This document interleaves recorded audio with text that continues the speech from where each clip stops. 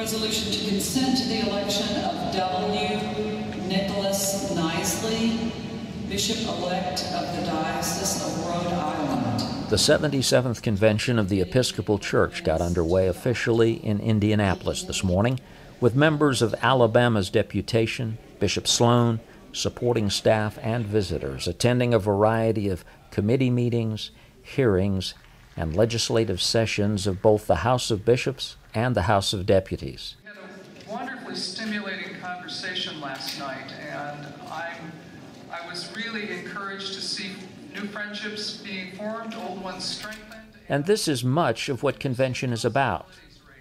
However, at the heart of the triennial gathering of the Church is worship. Between 1,500 and 2,000 people gathered for the convention's opening Eucharist this morning. Eucharist will anchor each day of the convention, and it takes a lot of preparation, coordination, and work to prepare for and conduct these services. That side of the room will go up because their job is going to be to get the elements up to the altar.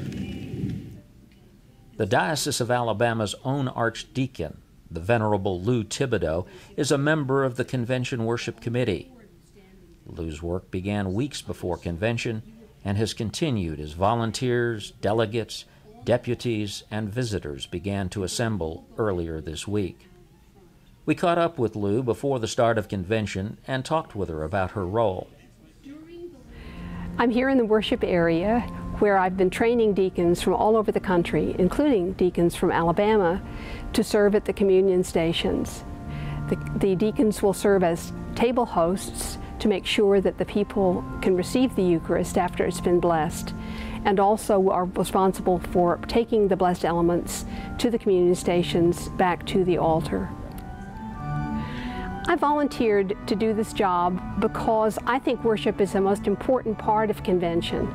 So many of the times we think about all the political things that get done and the decisions that get made, but really as Episcopalians, it is our praying together, our corporate worship, and our praise of God that is the crux of who we are.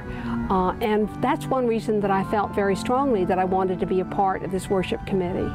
In addition to her worship committee responsibilities, Lou is also providing staff support for Alabama's deputation. As the first day of convention draws to a close following evening hearings and committee meetings, Alabama's deputation will end the day with an informal meeting about 9 p.m. We invite you to follow our deputation online. You'll find links to Alabama blogs, Twitter feeds, Facebook pages, and photos on our website at dioala.org. You'll also find links to a variety of general convention pages that will allow you to watch live coverage of the convention, including worship services, legislative sessions of both the House of Bishops and the House of Deputies, and press briefings. You can also find links that will allow you to keep up with the status of all the legislation. Reporting from General Convention in Indianapolis, this is Dave Drackless.